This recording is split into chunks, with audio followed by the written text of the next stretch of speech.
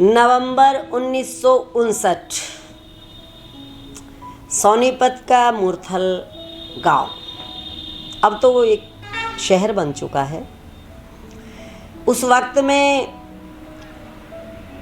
गुरु महाराज का अच्छा प्रचार उस जगह पर था। काफ़ी भक्त वहाँ गुरु जी के हो गए थे।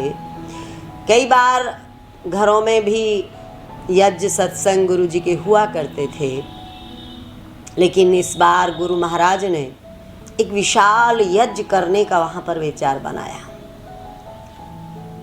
और यज्ञों की तरह से प्रचार इश्तहार द्वारा शुरू हो गया।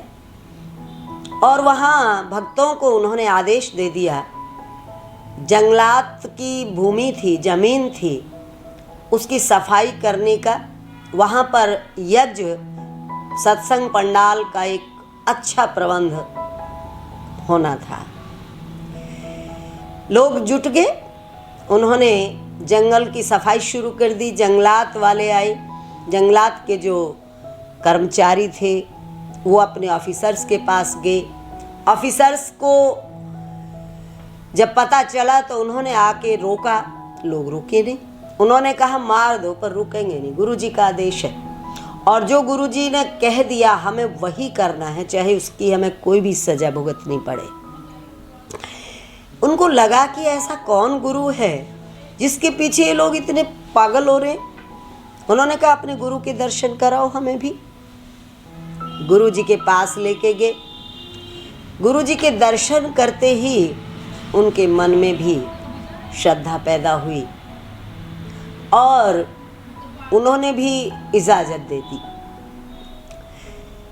अब वो यज्ञ की तैयारी हुई। यज्ञ का बहुत बड़ा कुंड बनाया गया, पंडाल लगाया गया। कहते हैं उन दिनों के जितने यज्ञ थे उनमें सबसे बड़ा यज्ञ और वह व्यवस्था थी। इस यज्ञ में स्वामी भीष्म भी आए। एक रोचक प्रसंग है ये, अद्भुत भी। जो घरौना में गुरुकुल चलाया करते थे, ब्रह्मचारियों को पढ़ाया करते थे, गुरुजी भी उनके पास पढ़े थे। और एक फॉर्मल सन्यास था, जो औपचारिक सन्यास भी गुरुजी ने उनसे लिया था। तो गुरुजी उनको गुरुजी बुलाया करते थे।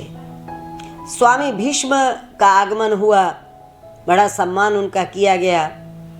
उनको बहुत ही सम्मान के साथ वहाँ पर बिठाया। गुरु महाराज उनके पास ही उनके टेंट में रहे रात को। स्वामी भीष्म गुरुजी से कहने लगे कि ब्रह्मानंद, तू वाकई बहुत बड़ा काम कर रहा है। तूने लोगों को बहुत जागरूक किया है, उनको दिशा दी है। यज्ञ करना, गायत्री जाप कराना, ये जो तू जिस स्पीड से कर रहा है ये बहुत ही प्रशंसनीय काम है। पर एक काम नहीं जचता, क्योंकि तू परहेज नहीं करता, तू औरतों के बीच में बैठा रहता है। गुरुजी तो परहेज करते, परहेज तो बहुत दूर की बात है। गुरुजी तो सबको माँ के रूप से देखते थे और कभी किसी भी माँ की गोद में सिर रख के लेट जाया करते थे, गोद में पड़ जाया करते थे। अद्भुत उनका जीवन था, जैसे बहुत बच्चे की तरह भी वो घरों में खेलते थे। तो गुरुजी ने कहा मुझे तो कोई फ़र्क ही नहीं लगता गुरुजी, मैं तो सबको माँ के रूप में देखता हूँ। मुझे ऐसा ही नहीं लगता कि कोई स्त्री है या किसी के पास जाने से मुझे कुछ हो जाएगा या मेरे लिए कोई परेशानी का विषय है। मुझे सब माँ लगती हैं, मुझे कोई परेशानी होती ही नहीं।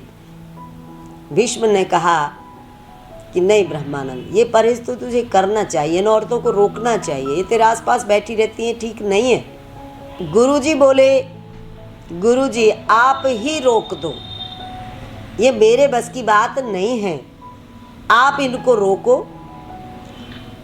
और रुक जाएं तो बहुत अच्छी बात है, मेरा भी पैर न छूटेगा। ऐसा कह के सो गए। अगले दिन एक अलग प्रकार का करिश्मा होता है। एक लड़की आती है सोनीपत से, संतोष नाम की, और आकर वहाँ वो तो गुरु जी के सिर हो जाती है। कहती है मैं तो ब्रह्मानंद से शादी करूँगी, मैंने तो शादी करनी है तो ब्रह्मानंद से करनी है। दुनिया इकट्ठी होगी। वहीं पे स्वामी भीष्म बैठे हैं, वहीं पे स्वामी ब्रह्मानंद जी हैं।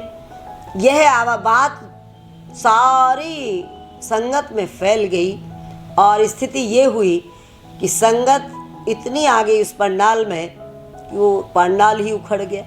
चारों तरफ से हो हल्ला होने लगा, लोग तमाशा देखने लगे, उस लड़की को देखना चाह रहे हैं, ये कौन लड़की है। स्वामी भीष्म ने उस लड़की को डांटा और कहा कि तू क्या बात कर रही है, ब्रह्मानंद सन्यासी है और उसके साथ तो शादी नहीं कर सकती। उसने स्वामी भीष्म को डांट दिया कि आप कौन होते हैं हमारे बीच में बोलने वाले, मैं तो शादी करूंगी। और कौन कहता है स्वामी ब्रह्मानंद शादी नहीं कर सकते, ये कल रात मेरे साथ थे। वो कहने लगे स्वामी भीष्म तू पागल हुई है, रात को ये यहाँ था, मेरे पास था। वो कहती है मेरे पास थे। अब स्वामी भीष्म उस लड़की की बात सुनकर हक्का बक्का रह गए।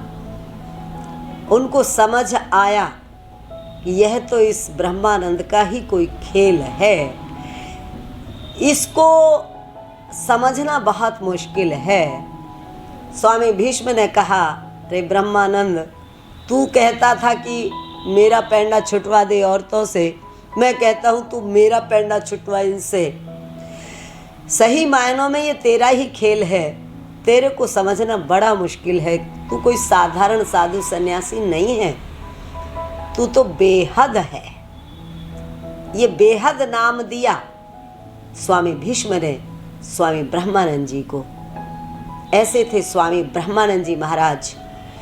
उनका जीवन तपस्या से तो संयुक्त था ही, लेकिन उनके जीवन में जो ये स्त्री पुरुष का भेद होता है, इस भेद का भी कोई मतलब नहीं था।